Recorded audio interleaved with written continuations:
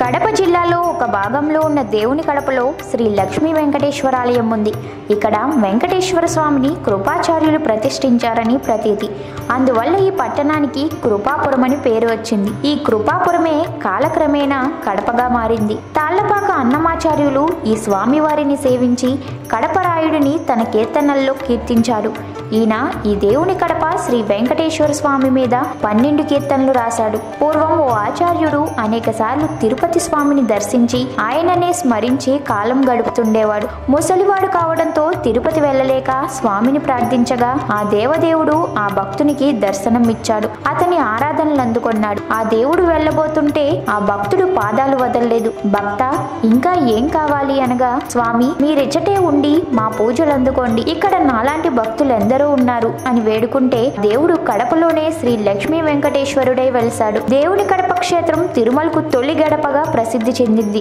దక్షిణ ప్రాంత యాత్రికులు కాశీకి వెళ్లడానికి, ఉత్తర భారతదేశ యాత్రికులు రామేశ్వరం వెళ్లడానికి, తిరుమల వెంకటేశ్వరుని వద్దకు కాలిబాటను వెళ్లే వారికి కడపే ప్రధాన మార్గం. ఈ కారణంగా 3 చోట్లకు వెళ్లే భక్తులు ముందుగా ఇక్కడ ఉన్న శ్రీ లక్ష్మీ ప్రసన్న వెంకటేశ్వరుణ్ణి, శ్రీ సోమేశ్వర స్వామిని దర్శించుకుని తరువాత ఈ 3 క్షేత్రాలకు వెళ్లేవారు. ఇందువల్లే 3 క్షేత్రాల తొలి గడపగా దేవుని కడప ప్రసిద్ధి చెందింది. శ్రీ వెంకటేశ్వరుని ప్రతిబింబంలా కనిపించే స్వామి దేవుని కడపలో వెలిసిన శ్రీ లక్ష్మీ ప్రసన్న వెంకటేశ్వరుడు. ప్రధానాలయం తూర్పు ముఖంగా ఉంటుంది. ఈ ఆలయంలో ఒక మందిరంలో శ్రీ వెంకటేశ్వరుడు, ఆయనకు ఎడమవైపు మందిరంలో శ్రీ మహాలక్ష్మి అమ్మవారు ఉంటారు. గర్భాలయం నందు శ్రీ వెంకటేశ్వర స్వామి చతుర్భుజుడు. మూల విరాట్టు వెనుక భాగాన శ్రీ ఆంజనేయ స్వామి విగ్రహం కలదు. అమ్మవారి ముఖ మండపం నందు బల్లి దర్శనం అవుతుంది. దోషముల నుంచి విముక్తి వరకు భక్తులు బల్లిని తాకుతారు. ఈ గుడిలో విశ్వక్షేణ మందిరం, నాగుల విగ్రహాలు, ఆండాల్ మందిరం,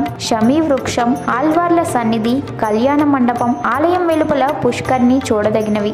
గర్భగుడికి వెనుక వైపు ఎత్తైన ఆంజనేయ స్వామి విగ్రహం ఉంటుంది. ఈ ఆంజనేయ స్వామి క్షేత్రపాలకుడు. ఈ ఆలయ ప్రాంగణంలో ఉండే వినాయక విగ్రహానికి నిలువు నామాలుండటం విశేషం. శ్రీ వెంకటేశ్వర స్వామి వారి దేవేరి అయిన బీబీ నాంచారమ్మ ముస్లింలకు ఆడపడుచు కావడం వల్ల ఈ ఆలయానికి ముస్లింలు కూడా వస్తారు. ప్రత్యేకంగా ఉగాది పర్వదినాన ముస్లింలు అధిక సంఖ్యలో వచ్చి స్వామివారిని, అమ్మవారిని దర్శించి తరిస్తారు. మాఘశుద్ధ పాడ్యమి నుండి సప్తమి వరకు బ్రహ్మోత్సవాలు జరుగుతాయి. సప్తమి రోజు రథోత్సవం ఘనంగా జరుగుతుంది. ఆ రోజు వేలాది మంది భక్తులు పాల్గొంటారు. ఇక్కడ రథ సప్తమి రోజు జన సందోహం మధ్య స్వామి రథాన్ని కుల మతాలకు అతీతంగా లాగడం మత సామరస్యానికి నిదర్శనం.